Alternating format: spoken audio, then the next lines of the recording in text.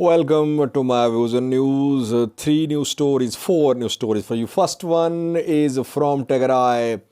Supplies to Tigray are being blocked in the Amhara region of Ethiopia. It is being reported by several news outlets. Supplies blocked since Friday. Why? Who is blocking these supplies? Secondly, the second news story is about some provocative statements from Ethiopian Orthodox Church leaders. An archbishop, a prominent bishop, a few hours ago in an interview said that people should lay down their lives when God's work is being hindered.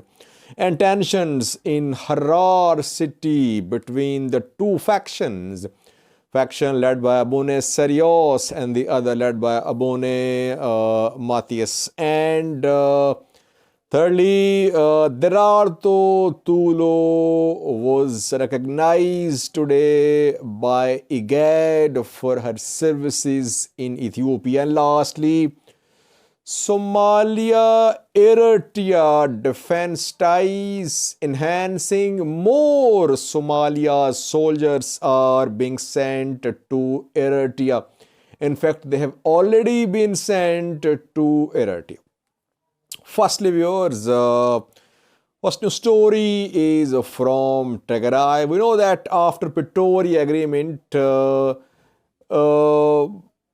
supplies of aid to Tigray resumed, and by air, by road, supplies resumed.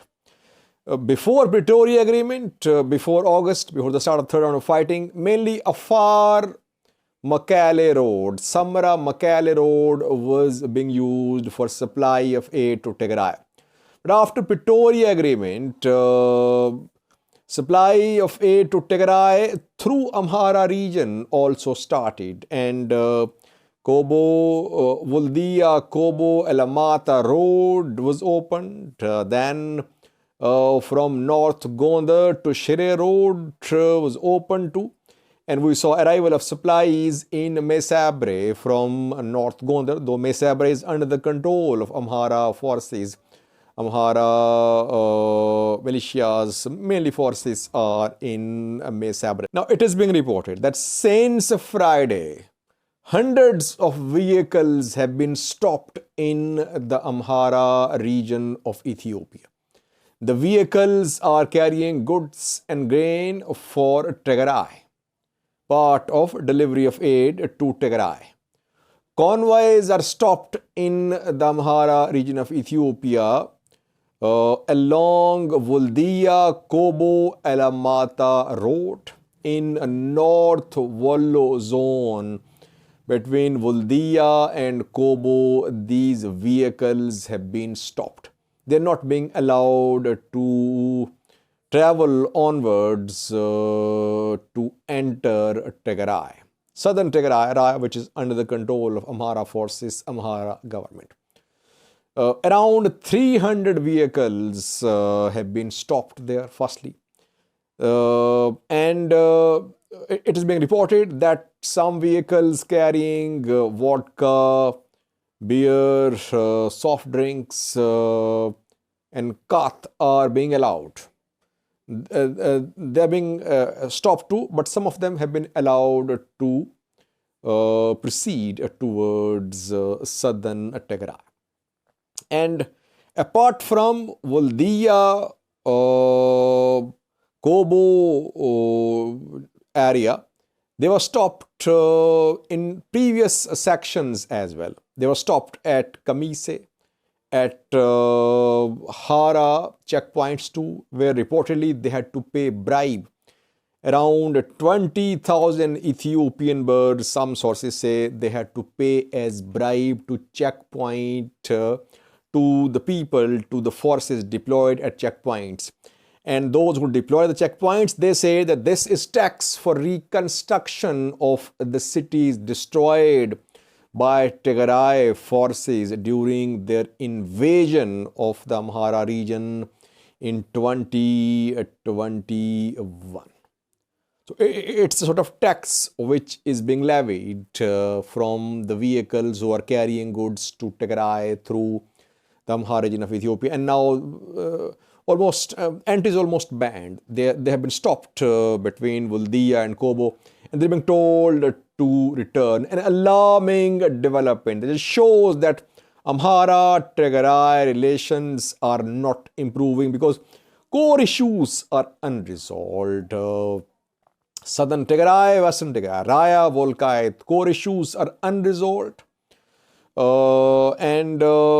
Yesterday, Getachew spoke and he said that Eritrean military and their allies were looting Tigray's properties.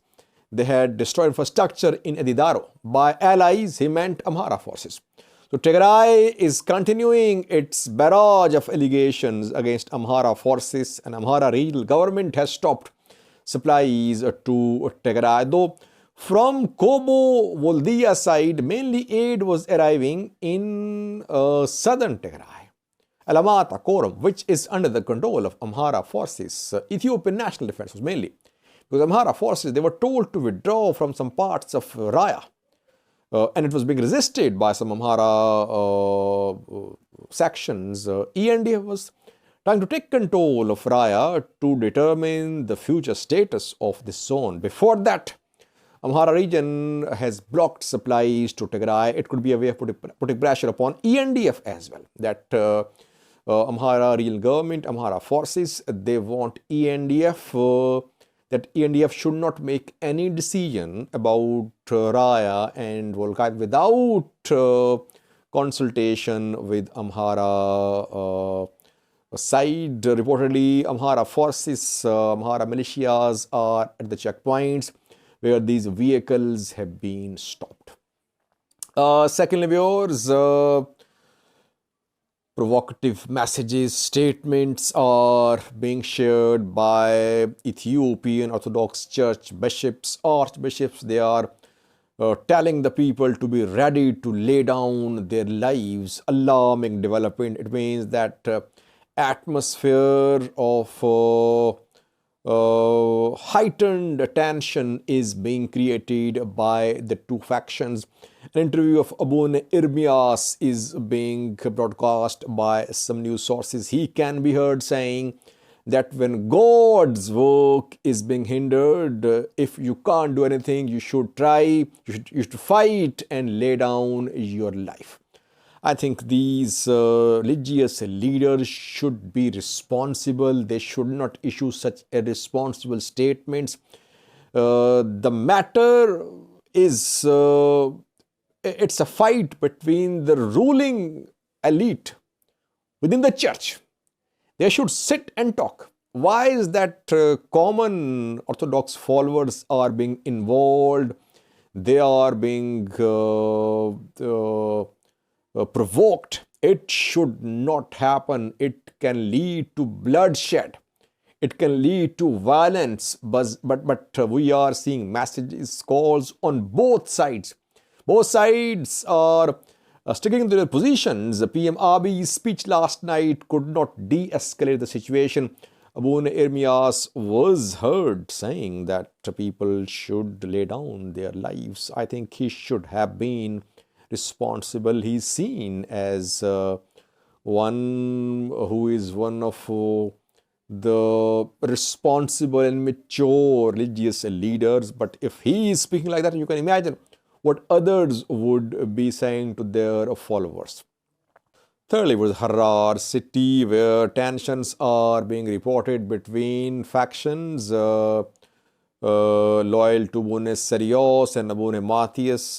Church properties are being, both sides trying to take control of church assets, properties.